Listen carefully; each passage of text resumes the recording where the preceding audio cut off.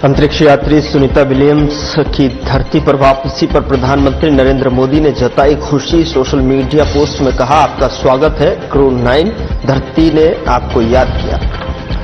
DU में ABVP के छात्रों ने विधायक सम्मान समारोह का किया आयोजन। समारोह में सीएम रेखा गुप्ता ने की शिरकत। कहा, एबीवीपी से जुड़कर राष्ट्र सेवा के प्रति त्याग और समर्पण का भाव सीखा।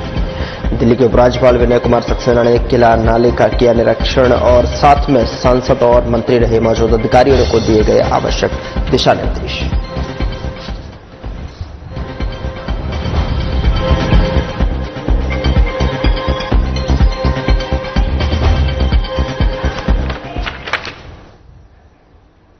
नमस्कार, मैं हूं आपके साथ गौरव राजेंद्र। बुलेटिन की शुरुआत करते हैं। प्रधानमंत्री नरेंद्र मोदी ने भारतीय मूल की अमेरिकी अंतरिक्ष यात्री सुनीता विलियम्स और पूरी टीम को धरती पर वापस लौटने पर खुशी जताई है। सोशल मीडिया पोस्ट में पीएम मोदी ने कहा कि आपका स्वागत है क्रू 9, धरती ने आपको याद किया। यह आप सभी के धैर्य, साहस और मानवीय भावना की परीक्षा रही। सुनीता विलियम्स और क्रू 9 के अंतरिक्ष यात्रियों ने एक बार फिर हमें दिखलाया है कि वास्तव में दृढ़ता का क्या अर्थ है। विशाल अज्ञात के सामने उनका अटूट दृढ़ संकल्प हमेशा लाखों लोगों को प्रेरित करेगा। अंतरिक्ष अन्वेषण का मतलब है मानवीय क्षमता की सीमाओं को आगे बढ़ाना, सपने देखने का साहस करना और उन सपनों को हकीकत में बदलने का साहस रखना। सुनीता विलियम्स एक पथ प्रदर्शक और एक प्रेरणा है, जिन्होंने अपने पूरे करियर में इस भावना का सशक्त उदाहरण पेश किया है। हमें उन सभी पर बहुत गर्व है जिन्होंने क्रू 9 की सुरक्षित वापसी सुनिश्चित करने के लिए अथक मेहनत की है। उन्होंने दिखाया है कि जब सटीकता जुनून से मिलती है और तकनीक दृढ़ता से मिलती है तो क्या होता है।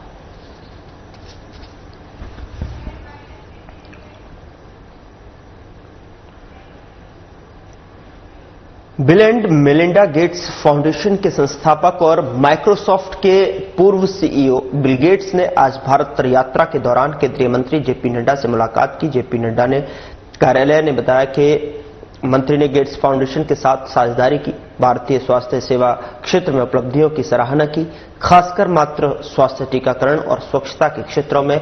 गेट्स ने स्वास्थ्य क्षेत्र में भारत द्वारा निर्धारित महत्वाकांक्षी लक्ष्यों की सराहना की और इन लक्ष्यों को प्राप्त करने के लिए भारत के साथ साझेदारी करने की प्रतिबद्धता जताई है। उन्होंने निदान और दवाओं की लागत को कम करने और दुनिया भर में किफायती स्वास्थ्य सेवाओं को सक्षम करने में भारत द्वारा किए गए कार्यों की सराहना की। दोनों पक्ष साझेदारी का जारी रखने के लिए स्वास्थ्य क्षेत्र में सहयोग के ज्ञापन को नवीनीकृत करने के लिए तत्पर है।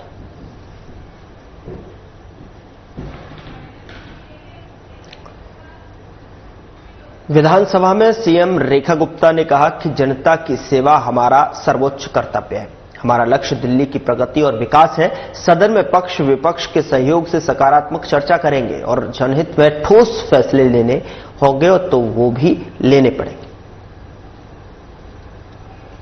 हम सबके लिए बहुत बड़ी जिम्मेदारी है, इस बात का एहसास भी हम सबको है। एक ही लक्ष्य है, दिल्ली की प्रगति, दिल्ली का विकास, दिल्ली की समृद्धि। सभी विधायकगण यहाँ बैठे हैं और बड़े सौहार्दपूर्ण माहौल में है। समझती हूँ कि ये पूरा का पूरा 5 साल का हमारा सत्र इसी प्रकार से मुद्दों के ऊपर चर्चा करते हुए, सार्थक चर्चा जिसमें दिल्ली का हित हो, दिल्ली के लिए काम हो। मुझे लगता है इसमें हम सबका एक ही टारगेट है, दिल्ली के लिए काम करना। और सच बताऊं तो पक्ष और विपक्ष विकास पथ पे बढ़ने के लिए दोनों ही जरूरी है। जब दोनों कदम इकट्ठे चलते हैं तो स्पीड बढ़ती है, स्पीड बढ़ती है तो विकास बढ़ेगा। मुख्यमंत्री रेखा गुप्ता डीयू में एबीवीपी द्वारा आयोजित विधायक सम्मान समारोह में विधानसभा अध्यक्ष विजेंद्र गुप्ता और साथी विधायकों के साथ सम्मिलित हुई और जहां मुख्यमंत्री रेखा गुप्ता ने कहा कि एबीवीपी से जुड़कर राष्ट्र सेवा के प्रति त्याग और समर्पण का भाव सीखा, जो मेरे लिए हमेशा प्रेरणा स्रोत रहा। राष्ट्र प्रथम का भाव जगाने के लिए साधुवाद।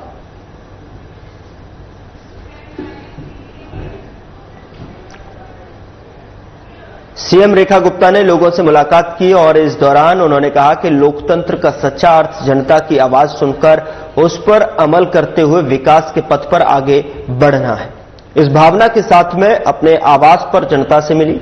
उनकी समस्याएं और सुझाव सुने और समस्याओं के समाधान के लिए आवश्यक कदम उठाते हुए संकल्प लिया कि इसके साथ ही सीएम रेखा ने कहा कि जनता की भागीदारी से दिल्ली विकसित हो।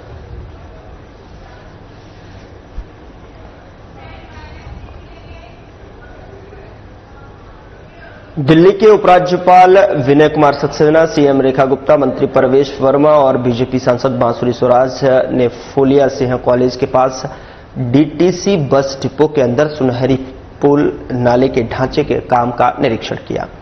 इस विषय पर दिल्ली की मुख्यमंत्री रेखा गुप्ता ने कहा कि हम यहां मशीनों से ट्रायल कर रहे हैं कि सालों से पड़ी गाद जो पत्थर बन चुकी है उसे किस माध्यम से निकाला जाए। यहां फायर की मशीनें लगी हुई हैं, हर तरह की मशीनें लगाई गई हैं। अलग अलग एजेंसी को भी समाधान के लिए बुलाया गया है। बारिश के मौसम के लिए दिल्ली तैयार की जा रही है। हम लोग फिर से 2 दिन के बाद कुशक ड्रेन पे फिर से खड़े हुए हैं और जब ये कभी ड्रेन बना होगा, बनाने वालों ने ये नहीं सोचा कि आने वाले समय में जब ये भर जाएगा तो इसका डिसिल्टिंग कैसे होगा।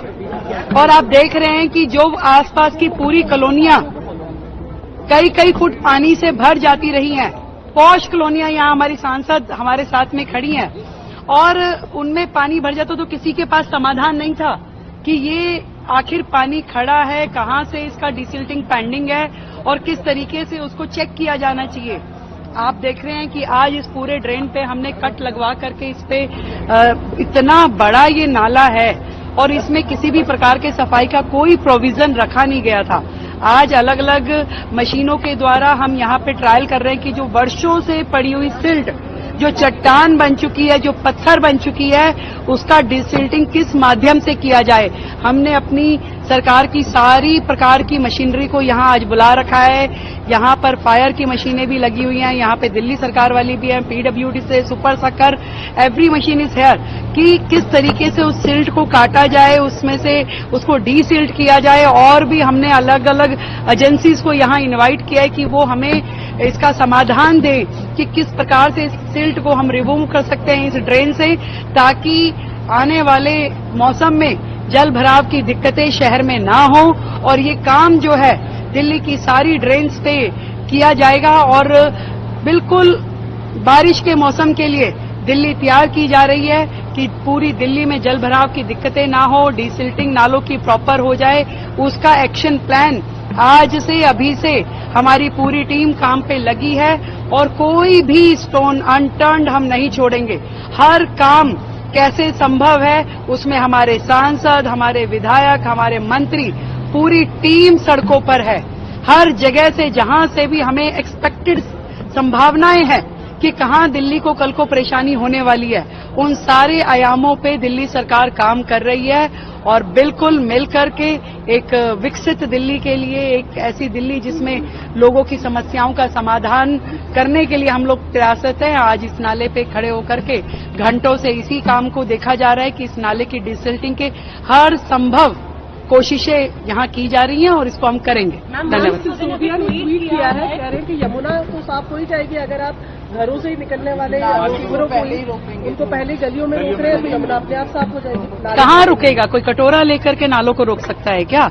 आप उसका समाधान देख रहे हैं। आज आप देख रहे हैं कि हम यहाँ बड़ी ड्रेन पे खड़े हैं और बड़ी ड्रेन का डिसिल्टिंग, जब तक ये बड़ी ड्रेन साफ नहीं होंगी, गलियों के अंदर की नालियां, पीडब्ल्यूडी के 60 फुटा रोडों के जो नाले हैं, वो पानी बाहर नहीं आ सकता। आज हम सबसे बड़े पॉइंट पे, जिसकी किसी ने कल्पना भी नहीं की थी कि ये नाला बना दिया इतना बड़ा, उसके ऊपर आपने लेंटर डाला हुआ है, कम से कम भी 15 इंच मोटा इसमें लेंटर डला हुआ है, परंतु कोई ये देखने वाला नहीं था कि कल को जब ये भर जाएगा तो ये सफाई कैसे होगी। तो आज सारी एक्सपेक्ट अगर वर्किंग हो रही है, आज यहाँ हम लोग सड़कों पे खड़े होकर के काम कर रहे हैं, तो ये समझिए कि हमारी जो वर्किंग है वो बिल्कुल जमीन पे खड़े होकर काम करने। हम कोई ऐसी कमरे में बैठ करके अपने ताकीदें नहीं कर रहे हैं कि आपने क्या कह दिया और क्या नहीं कह दिया। जो समाधान संभव है उसको हम करने का यहाँ पे खड़े होकर प्रयास कर रहे हैं। मैंने बताया ना, हमारे जल बोर्ड के अधिकारी, हमारे पीडब्ल्यूडी के अधिकारी हर काम जो दिल्ली के लिए करने वाला है। अभी तो बेसिक जो चीजें हैं दिल्ली में, वही इतनी बुरी स्थिति में जिसको ठीक करने के लिए हम लोग प्रयासरत हैं। आज दिल्ली में लीकेज का जो सिस्टम है, आज जिस तरीके से पाइपलाइंस का सिस्टम है, आज आधी दिल्ली जो है वो टैंकरों के माध्यम से ही पानी पी रही है। कहाँ है पानी और जल और नल? नहीं है। इन सुविधाओं को क्रिएट करना पड़ेगा और सरकार जो अब आई है वो डबल इंजन की सरकार मोदी जी के नेतृत्व में इन कामों को करने के लिए संकल्पबद्ध है और कर रहे हैं। हमने जीरो से शुरू करके इसको पूरा जिस लेवल तक लेके जाना है उस काम को दिल्ली सरकार। उधर केंद्रीय मंत्री शिवराज सिंह चौहान के बेटे कार्तिकेय और पुत्रवधू अमानत के रिसेप्शन में सीएम रेखा गुप्ता शामिल हुई। इस पर जो है सीएम रेखा ने कहा कि रिसेप्शन में सम्मिलित होने का जो है सौभाग्य प्राप्त हुआ है और साथ ही सीएम रेखा ने नवविवाहित जोड़े को सुखमय और समृद्ध दाम्पत्य जीवन की हार्दिक शुभकामनाएं दी।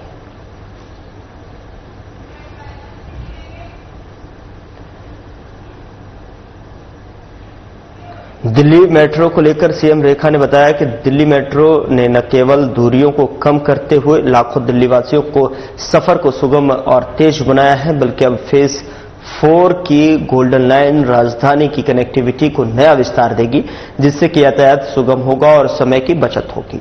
आपको बता दें कि आधुनिक बुनियादी ढांचे के साथ दिल्ली के विकास के नई गति मिलेगी।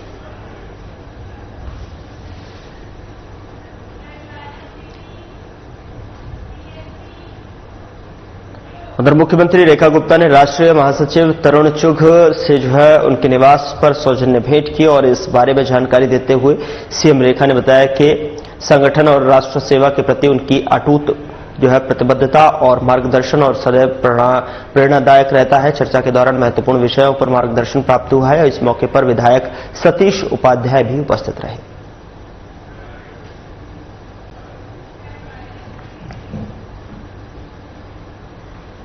दिल्ली के उपराज्यपाल विनय कुमार सक्सेना ने सांसद बांसुरी स्वराज और साथी मंत्री प्रवेश साहेब वर्मा के साथ में दयाल सिंह कॉलेज के बागल में सुनहरी पुल नाले का निरीक्षण किया और इस दौरान उन्होंने अधिकारियों को आवश्यक दिशा निर्देश भी दिए हैं और साथ ही उन्होंने कहा कि सरकार नागरिक सुविधाओं को बेहतर जो है बनाने हेतु संकल्पबद्ध है।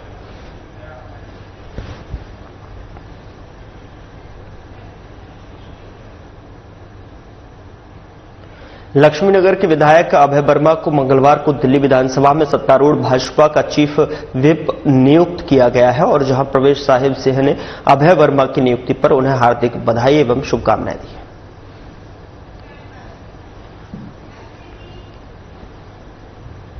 दिल्ली में चल रही एमसीडी की बैठक के दौरान जो है सदन में बीजेपी और आप पार्षदों ने एक दूसरे के खिलाफ प्रदर्शन किया। कांग्रेस पार्षद ने भी पोस्टर लेकर प्रदर्शन किया जिस पर लिखा था, संविधान हमारी पहचान है, संविधान की हत्या बंद करो। 2024-25 और आगामी वित्तीय वर्ष 2025-26 के बजट को लेकर अंतिम रूप देने के लिए सदन की कार्यवाही बुलाई गई थी।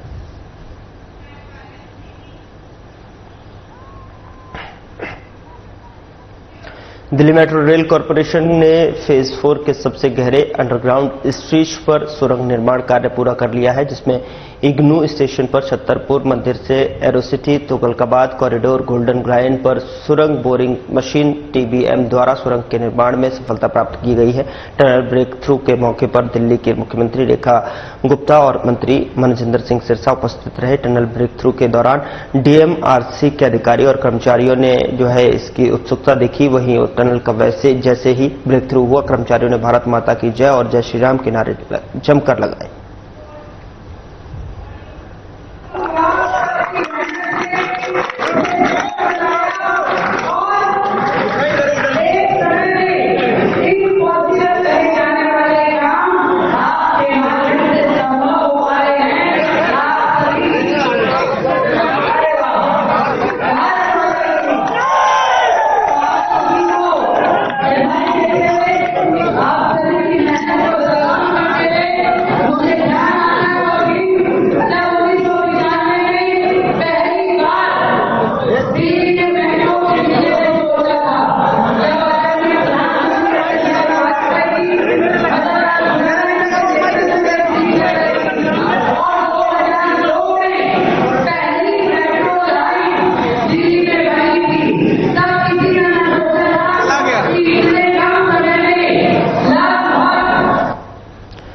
दिल्ली की लाहौरी गेट में हुई 80 लाख की लूट के मामले को पुलिस ने महज 24 घंटे में सुलझाते हुए पुलिस ने बड़ी सफलता हासिल की है।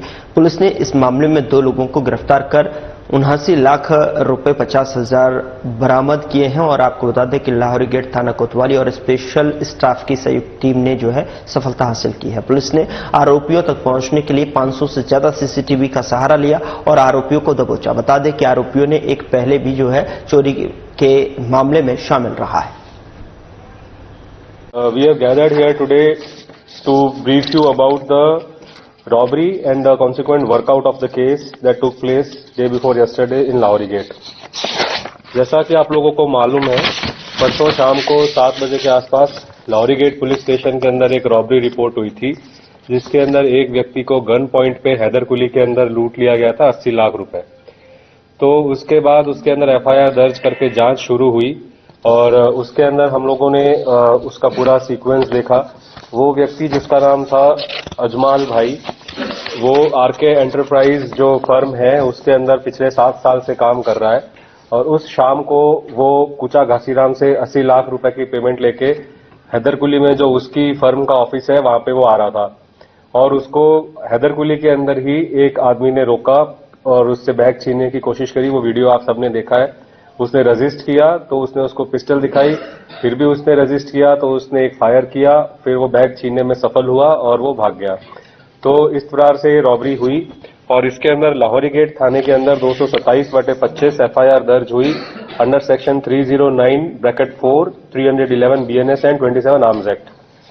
इसके बाद इसकी इन्वेस्टिगेशन शुरू की गई। इन्वेस्टिगेशन के अंदर जैसा कि आप लोगों को पता है, हम लोगों ने एक टीम बनाई। इसमें हमारे एडिशनल DCP मैडम, ACP कोतवाली शंकर बैनर्जी के नेतृत्व के अंदर स्पेशल स्टाफ, थाना कोतवाली और थाना लाहौरी गेट की संयुक्त टीमें, 6 टीमें थी जो पूरे इस ऑपरेशन के अंदर लगी और हमारा उद्देश्य ये था कि जल्दी से जल्दी पकड़ा जाए और रिकवरी हो, क्योंकि जैसे जैसे टाइम बीतता है रिकवरी की संभावना कम होती जाती है।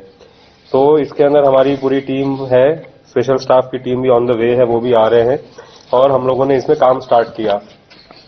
तो जो काम स्टार्ट किया उसके अंदर CCTV फुटेजेस को स्टार्ट किया देखना और उसके अंदर पहले जो था कि एक आदमी ने लूटा है, लेकिन जब वो व्यक्ति अजमाल जब आ रहा था और जा रहा था तो उसकी जब वो कुचा घासीराम से एग्जिट हुआ तब हमने उसको जो देखा कि उसके पास 2 संदिग्ध हमको दिखाई दिए। एक तो जिसने लूट की वारदात को अंजाम दिया है वो, दूसरा एक और व्यक्ति है जो उसके साथ संपर्क कर रहा है, जो हमारे हिसाब से स्पॉटर था। और इस दोनों व्यक्तियों के ऊपर टीम ने 2 अलग अलग दिशाओं पे दोनों को ट्रैक करने का काम स्टार्ट किया।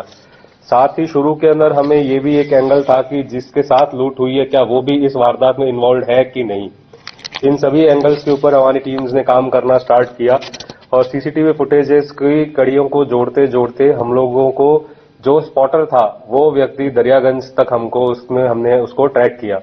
दरियागंज में उसकी एक जगह क्लियर फुटेज आई और उसको हमने हमारा जो FRS सिस्टम है उस FRS सिस्टम के अंदर लगाया और उसके अंदर हमारे को 32% मैच उसका फेस का मिला और उस व्यक्ति का जो फेस मैच किया उसके बाद उसका जो क्रिमिनल रिकॉर्ड निकाला तब पता चला कि उस आदमी का 2023 की भी एक इन्वॉल्वमेंट है कोतवाली थाने की।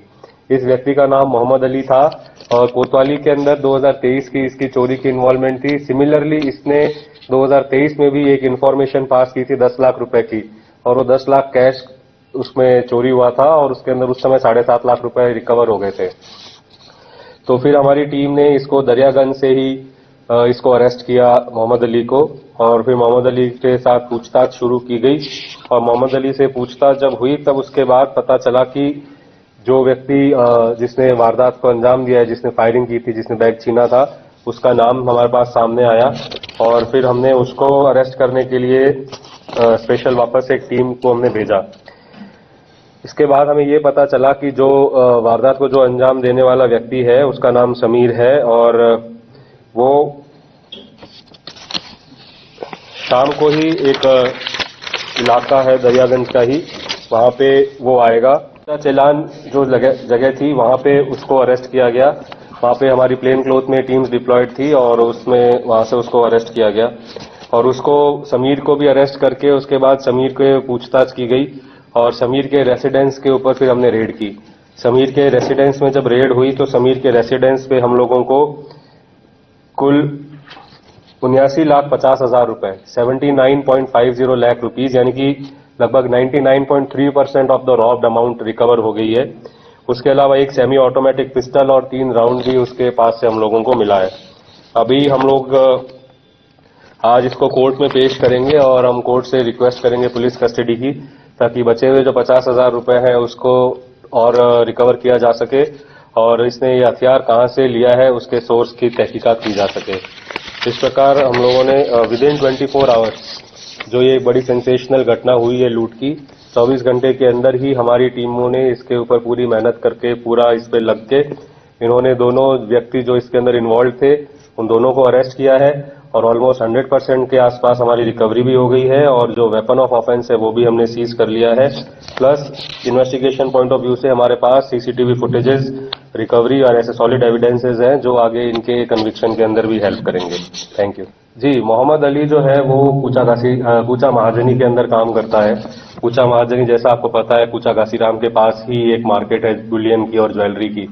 तो कूचा घासीराम तो उसको मालूम है कि कौन पैसा लेके जाता है और कौन पैसा ले सकता है, उसको ऐसे व्यक्तियों को वो स्पॉट कर लेता है।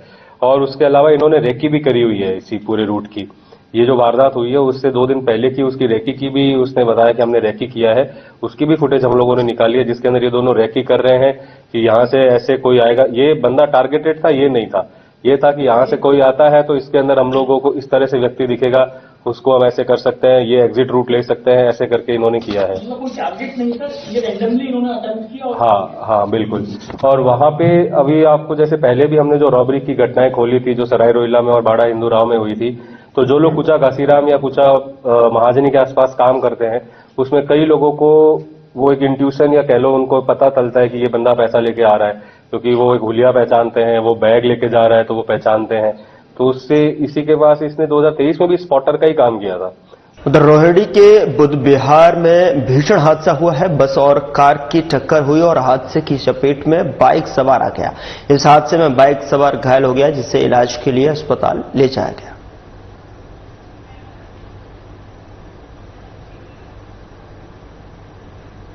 निहाल विहार थाना इलाके में दिन दहाड़े स्नैचिंग की वारदात को अंजाम दिया गया। बेखौफ बदमाशों ने दिन दहाड़े महिला की चैन खींची।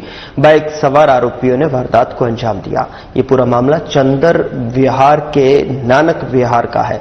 सीसीटीवी कैमरे में पूरी वारदात कैद हो गई है। पुलिस सीसीटीवी के आधार पर मामले की जांच में जुटी हुई है।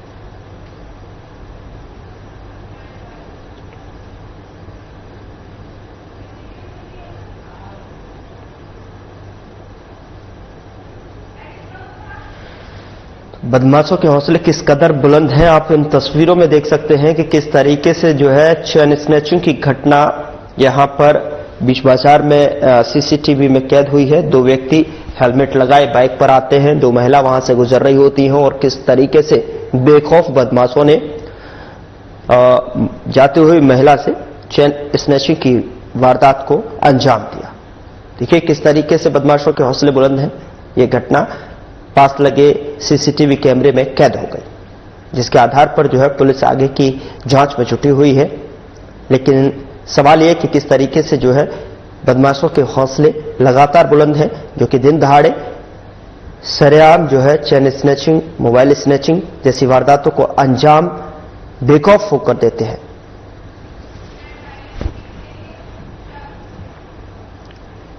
उधर दिल्ली के कंझावला थाना इलाके में बुधवार को हड़कंप की स्थिति उस समय बन गई जब एक कराला के शिव विहार में एक तालाब में एक युवती का शव तैरता हुआ मिला। जैसे ही यह खबर लोगों को मिली तो लोगों में अफरा तफरी का माहौल बन गया। शव की जानकारी पुलिस को दी गई तो मौके पर कंझावला पुलिस टीम पहुंची और पुलिस टीम घटनास्थल पर पहुंची तो देखा कि एक युवती का शव तालाब में तैर रहा है। मामले की गंभीरता को देखते हुए फॉरेंसिक टीम को भी सूचना दी गई, जिसके बाद घटनास्थल पर फॉरेंसिक टीम पहुंची और टीम ने सभी साक्ष्य जुटाए। इसके बाद पुलिस ने शव को कब्जे में लेकर पोस्टमार्टम के लिए भेज दिया है।